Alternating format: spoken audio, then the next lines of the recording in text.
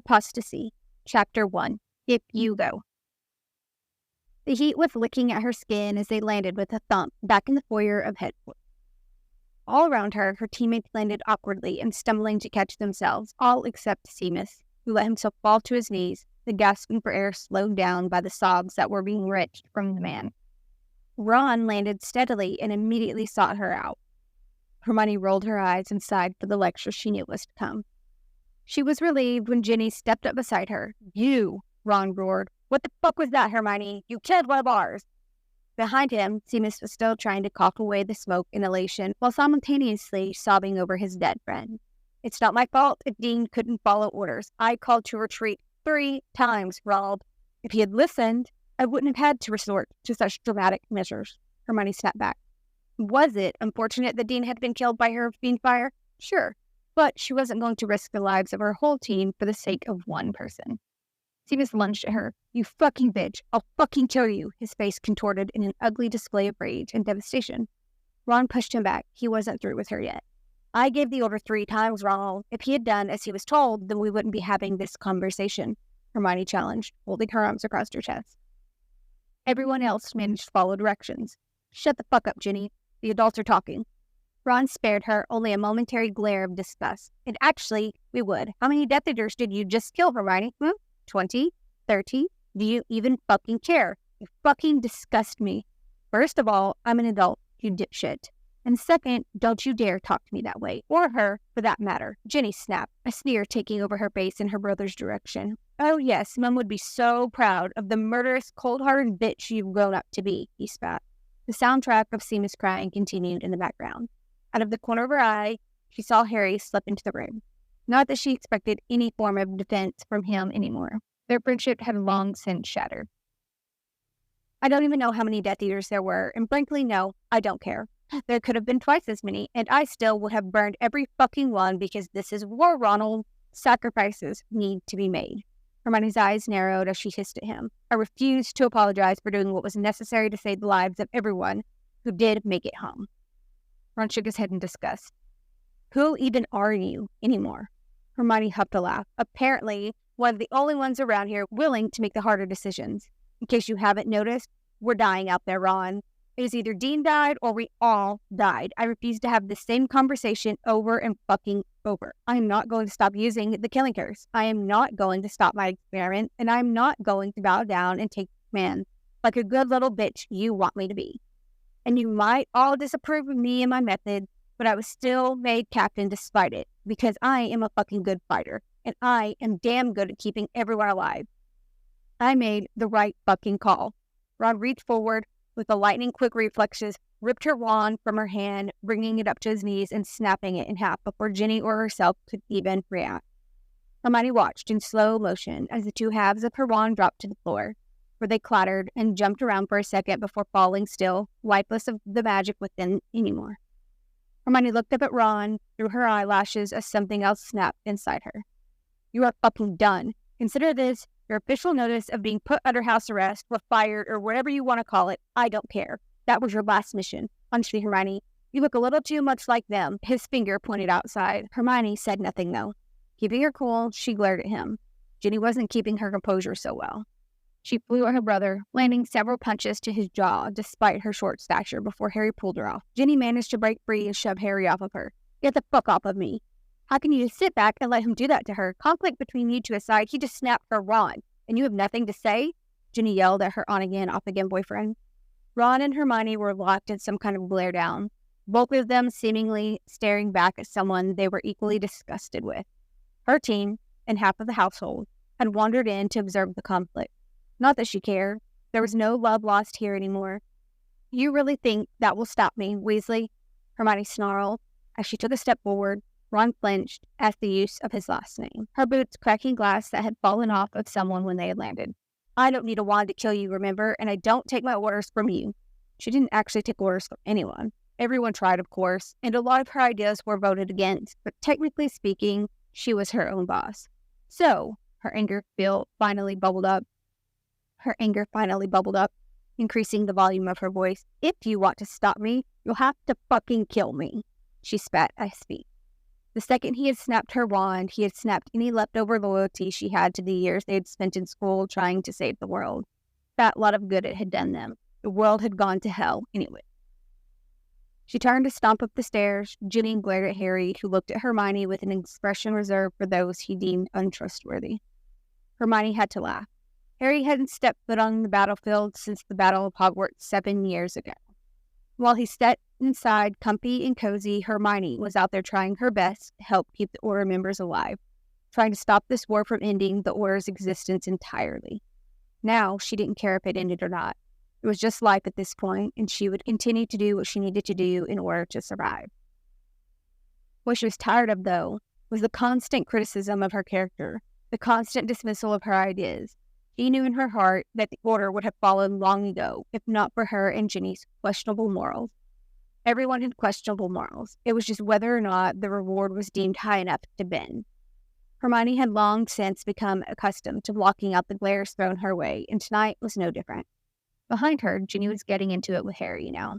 Hermione's lips tugged into a half smile when she heard her punch someone, probably Ron. Mercifully, her sleeping quarters were up in the attic, far away from everyone else, much to her own relief as well as the relief of everyone else. It wasn't much. It was just a small A-frame space with a bed shoved in the corner underneath 2 small dormer windows. They allowed a lot of light in during the afternoon, which gave it a kind of glowing atmosphere. She had some drawers shoved against one wall that would have housed neatly stacked and folded piles of clothes, but now they were shoved in haphazardly. Sometimes an overhanging the edge of the drawers prevented them from closing. She flopped onto her bed and glared at the roof, trying to process the loss of her wand. It had been the same wand she had bought in Ollivanders 14 years ago. Yes, over time it had struggled with the changes the war had on her, but it was still hers. Hermione never thought Ron would be capable of being so cruel. War had changed them all. In a way, it had impacted Hermione and Ginny more than most. But that was her wand, her magic. When the Battle of Hogwarts had taken place, they had thought that was it. They would either win or lose that night. But what had happened was much more anticlimactic. Harry had gone to sacrifice himself and had been killed. As it turned out, this was Voldemort killing another Horcrux he had never intended to make. Harry had risen, and Voldemort, realizing his error, apparated away, leading to a further 7 years of war. They learned much later that it wouldn't have mattered much anyways, as he had an additional 4 Horcruxes they had no knowledge of, 11 in total, the age he was when he attended Hogwarts for the first time. Somewhere along the way, Hermione had changed. Sick of fighting, she had grown frustrated and angry, so when a Death Eater had hit Ginny with a Cruciatus curse, she hadn't even hesitated. She had killed him. The first killing curse cast by their side. It had been such a shock to both sides that the Death Eaters had apparated away in the blink of an eye. Where the Order had been incredibly critical of her choice to end a person's life, Ginny had been very vocally grateful. Ginny, too, had been feeling frustration and annoyance at the lack of change, especially after the death of Molly, and more so after Arthur followed only a few weeks later. She began to resent the Order's stance on keeping Harry locked away in the base instead of letting them actively research the remaining Horcruxes.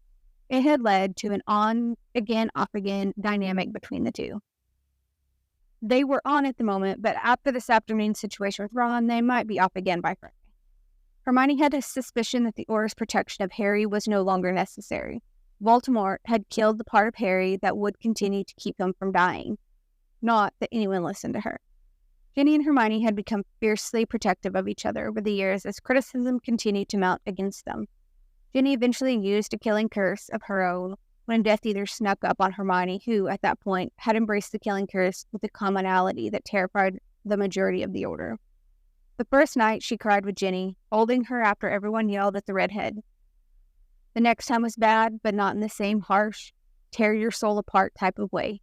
Eventually, everyone decided to just isolate themselves from Hermione and later Ginny, though Ginny still had some sway because of her relationship with Harry and being Ron's sister.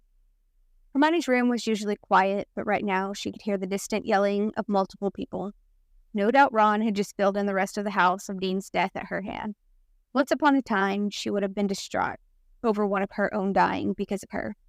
But now she just felt inconvenient.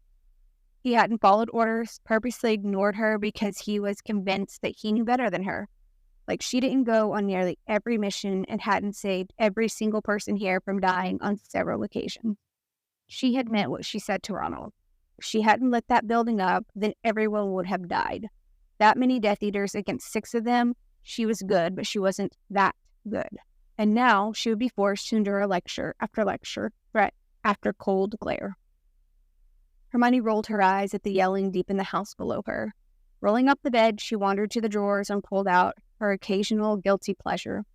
The door at the base of the stairs leading up here opened, and she heard Ginny yelling at someone. "Hey, what, Ronald? You're going to snap my wand too?" She stomped into the stairwell, slamming the door so hard behind her that the whole wall shook. Hermione chuckled. Having already plucked a cigarette from the packet and put it between her lips, she held the pack out to Ginny with an amused smirk. In retrospect, she could see why no one liked to be around the two of them much anymore. They hardly fit in with the rest of the base. "Thanks," Ginny said. As she plucked a stick from the pack, they silently made their way to one of the dormers and climbed out onto the roof. It was their own little secret hideaway. From the dormer, they could creep across the edge and swing around onto a tiny little alcove beneath the roof on the other side of Hermione's bedroom wall. With a little less than a meter wide, but was several meters long, certainly large enough that they could sit comfortably anyway. It overlooked the backyard, was covered in case it rained, and best of all, no one knew they liked to hang out here. So, they were never bothered.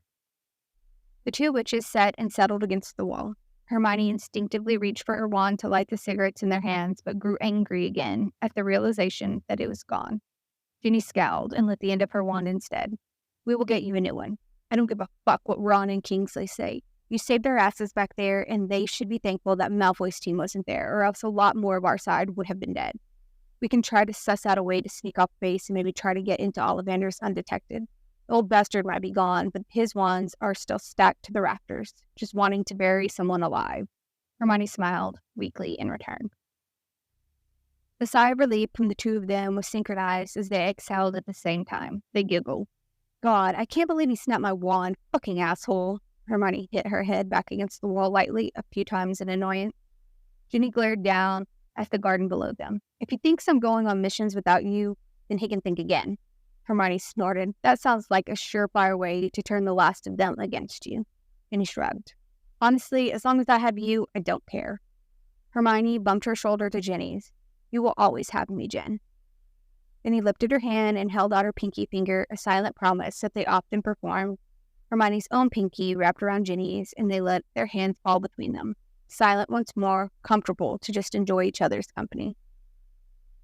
"Galleon for your thoughts?" Ginny whispered into the setting afternoon. Hermione hummed in response. "Just thinking how much I hate it here. I think I would go crazy without you. Actually, I think I would have left already, gone rogue maybe, and just taken my chances on my own." Ginny nodded.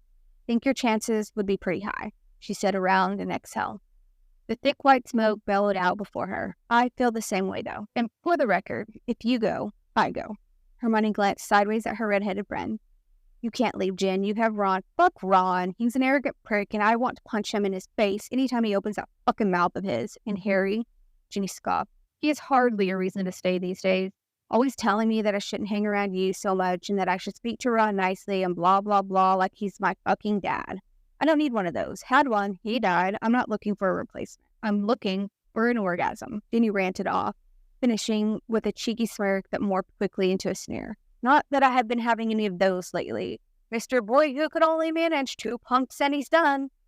Hermione roared with laughter. She wasn't worried about the noise. They had placed a permanent silencing charms up here for this exact reason. The freedom to be themselves and joke around without the drama that followed when they were inside.